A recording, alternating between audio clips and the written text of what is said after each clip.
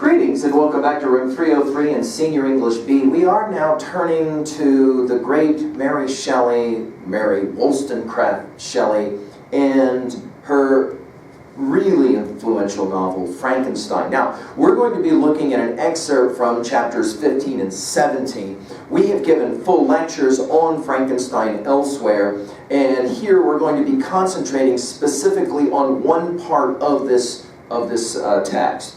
Our assumption is that you've watched our other lectures on Frankenstein already, and now you're prepared to jump into an actual close reading of a couple of chapters from Frankenstein. I'm with you on page 584. Let's just review a little bit of information on Mary Wollstonecraft Shelley. Notice her dates of 1797 to 1851. She's born as Mary Godwin into a wealthy family, spent her early years in the company of the 19th century's most prominent literary figures. Her mother, of course, really influential in her creation of the Declaration of Women's Rights. At age 16, she falls in love with Percy Bysshe Shelley. We've obviously given lots of lectures on Shelley as well, who would go on to become one of the century's major poets. Together, their lives knew almost nothing but tragedy. At age 29, Percy drowned in a boating accident, and from that point, Mary still carried on writing her own books, promoting her late husband's poetry. Of course, her novel, Frankenstein, would go on to be one of the most important pieces of writing of that time period. Now, the background information here, let's read it together on 585. In Frankenstein, arguably the first modern science fiction novel, a scientist named Victor von Frankenstein, again, as we've said in other lectures, you can always tell who actually knows the novel, because most people assume that that monster creature that's in that picture on 585 is Frankenstein. Way wrong answer. The monster is never given a name, simply referred to as the monster in Shelley's novel. It is Dr. Frankenstein who creates the monster, who, of course, the novel is really focused primarily on. The creature, as he's known, or sometimes referred to as the monster, is the narrator of chapter 15, the first section of this excerpt. At this point in the novel, after having fled to the woods, the creatures return to Dr. Frankenstein's home, where he describes his encounters with a family who lived in a small cottage near his hideout. Victor von Frankenstein narrates chapter 17, the second section of this excerpt. Okay, let's just read, taking notes as we go, and we'll come back to work levels 2 and 3.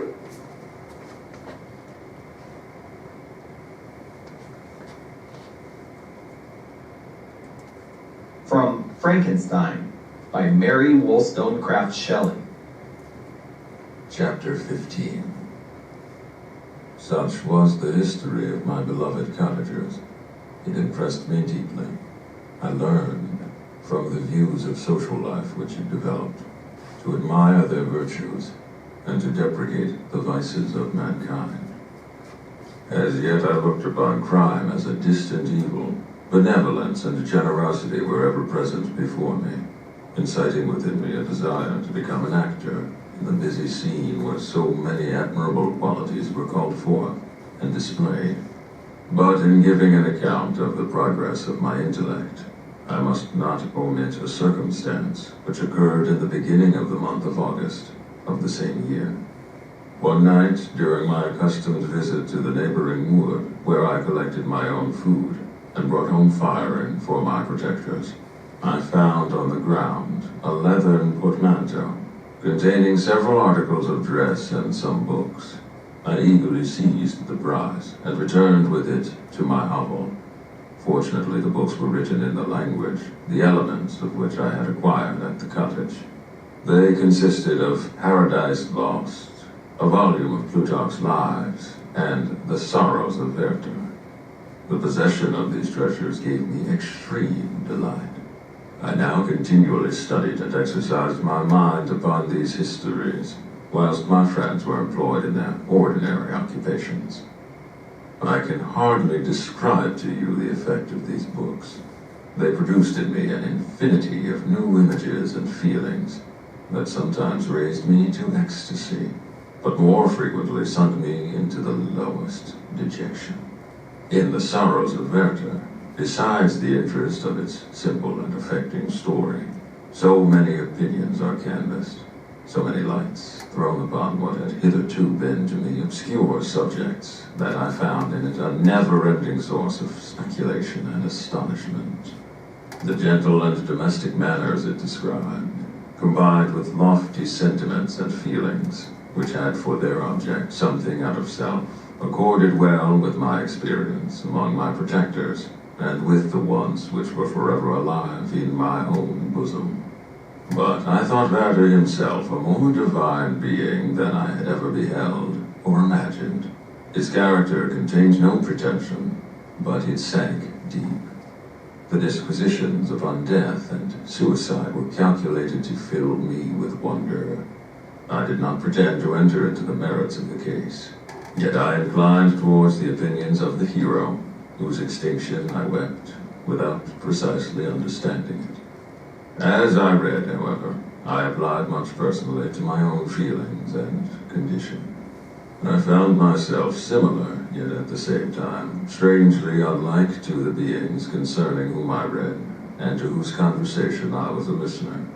I sympathized with and partly understood them, but I was unformed in mind. I was dependent on none and related to none. The path of my departure was free, and there was none to lament my annihilation. My person was hideous, my stature gigantic. What did this mean? Who was I? What was I? Whence did I come? What was my destination? These questions continually recurred, but I was unable to solve them. The volume of Plutarch's Lives, which I possessed, contained the histories of the first founders of the ancient republics. This book had a far different effect upon me from the sorrows of Werther. I learned from Werther's imaginations despondency and gloom, but Plutarch taught me high thoughts. He elevated me above the wretched sphere of my own reflections, to admire and love the heroes of past ages. Many things I read surpassed my understanding and experience. I had a very confused knowledge of kingdoms, wide extents of country, mighty rivers and boundless seas. But I was perfectly unacquainted with towns and large assemblages of men. The cottage of my protectors had been the only school in which I had studied human nature. But this book developed new and mightier scenes of action. I read of men concerned in public affairs, governing or massacring their species. I felt the greatest ardor for virtue rise within me, and abhorrence for vice, as far as I understood the signification of those terms, relative as they were, as I applied them to pleasure and pain alone. Induced by these feelings, I was of course led to admire peaceable lawgivers, Numa, Solon, and Lycurgus, in preference to Romulus and Theseus. The patriarchal lives of my protectors caused these impressions to take a firm hold on my mind. Perhaps if my first introduction to humanity had been made by a young soldier burning from glory and slaughter, I should have been imbued with different sensations. But Paradise Lost excited different and far deeper emotions. I read it, as I had read the other volumes which had fallen into my hands, as a true history. It moved every feeling of wonder and awe that the picture of an omnipotent God warring with his creatures was capable of exciting. I often referred the several situations, as their similarity struck me, to my own. Like Adam, I was apparently united by no link to any other being in existence. But his state was far different from mine in every other respect.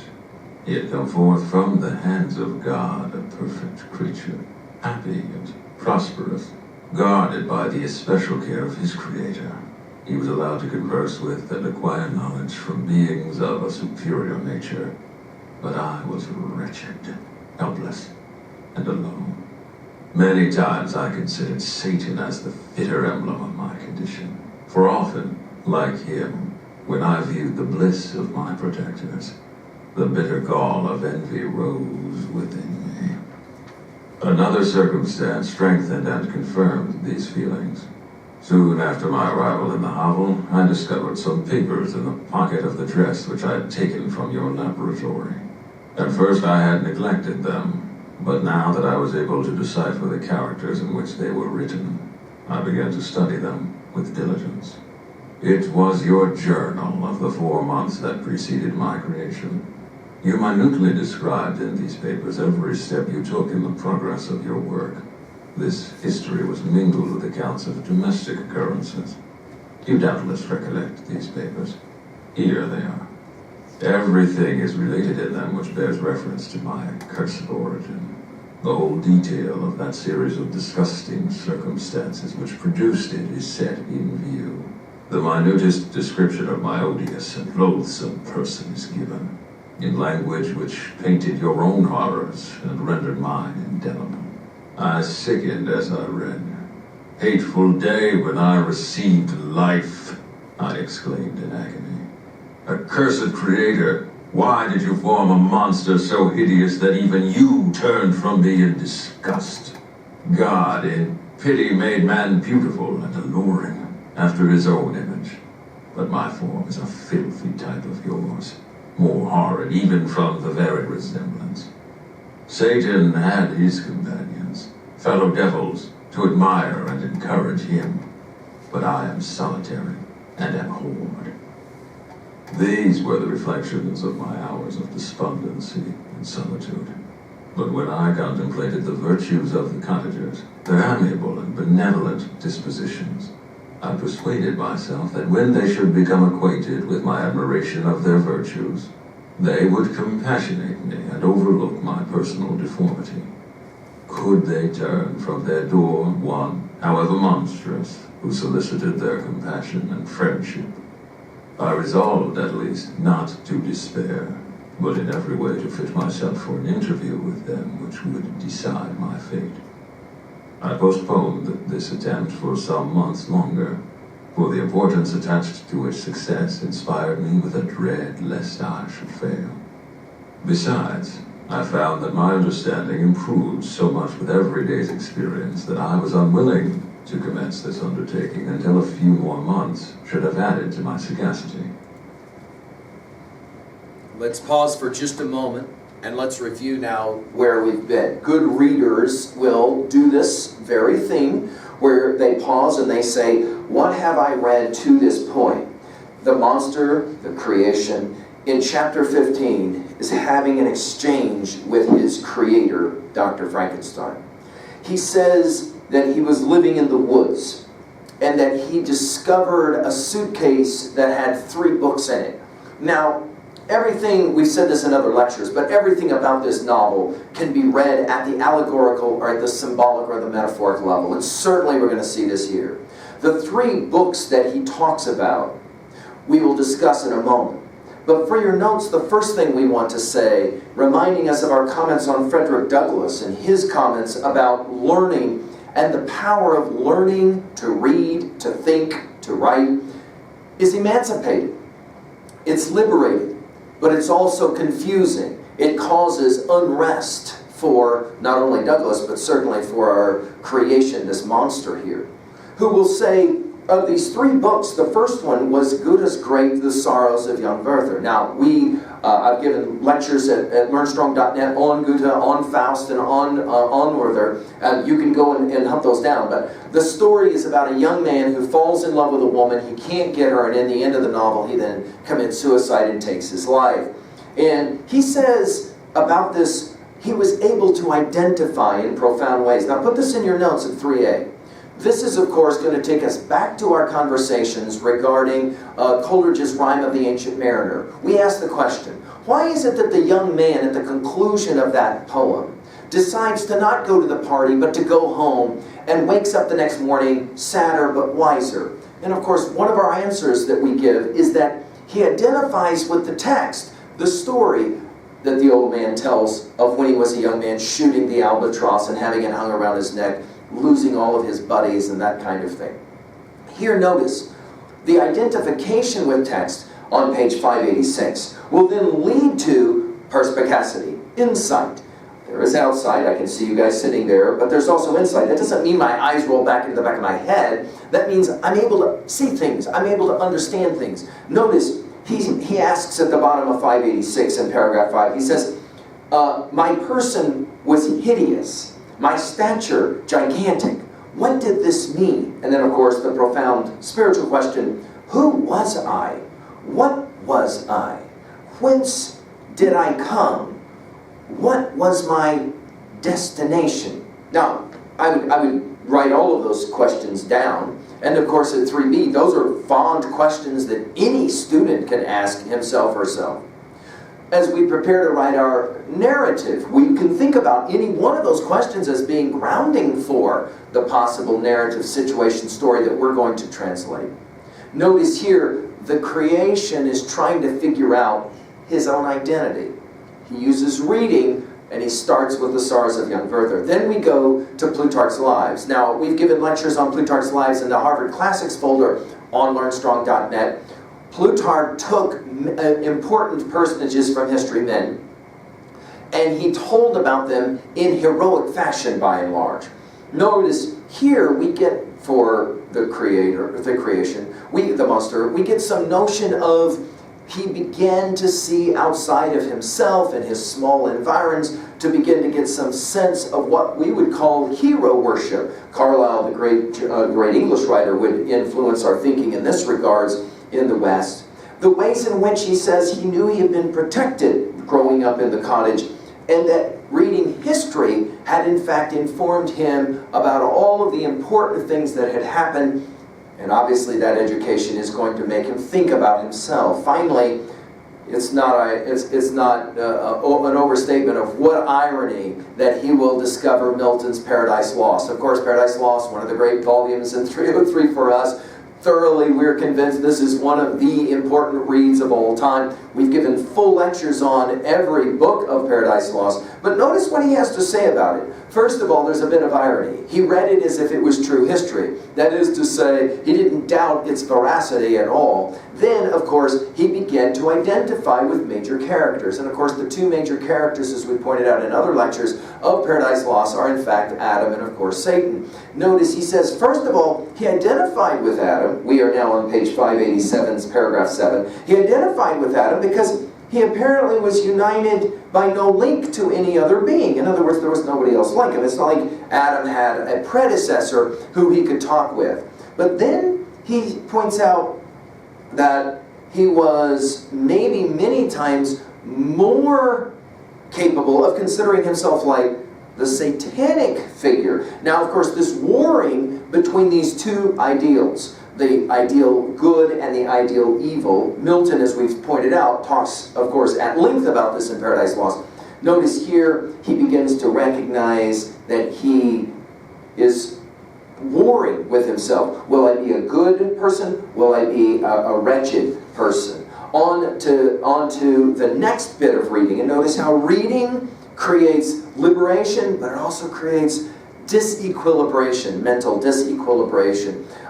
He finds Frankenstein's journals, and he reads about the horrors that Frankenstein writes about on the day that he actually created this life form. And then the question is, what do I do? He says, I decided that I would go ahead and try and have a conversation with some people, and hopefully they would be able to show me some kind of compassion. Now, we pointed out in other lectures that Shelley is clearly asking the question, are humans born evil, or do they become evil by virtue of a society that teaches them incorrectly or rejects them in some way? Let's go back to it now, 588. We'll finish with this chapter and follow along to see what happened next.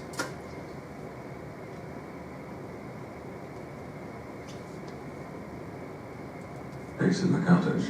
The presence of safety diffused happiness among its inhabitants. And I also found that a greater degree of plenty reigned there. Felix and Agatha spent more time in amusement and conversation, and were assisted in their labors by servants. They did not appear rich, but they were contented and happy. Their feelings were serene and peaceful, while mine became every day more tumultuous. The increase of knowledge only discovered to me more clearly what a wretched outcast I was. I cherished hope, it is true, but it vanished when I beheld my person reflected in water or my shadow in the moonshine. Even as that frail image, and that in constant shade. I endeavored to crush these fears and to fortify myself for the trial which in a few months I resolved to undergo. And sometimes I allowed my thoughts, unchecked by reason, to ramble in the fields of paradise, and dared to fancy amiable and lovely creatures sympathizing with my feelings and cheering my gloom. Their angelic countenances breathed smiles of consolation, but it was all a dream. No Eve soothed my sorrows nor shared my thoughts. I was alone. I remembered Adam's supplication to his Creator, but where was mine? He had abandoned me, and in the bitterness of my heart, I cursed him. Autumn passed thus. I saw with surprise and grief the leaves decay and fall, and nature again assumed the barren and bleak appearance it had worn when I first beheld the woods and the lovely moon. Yet I did not heed the bleakness of the weather.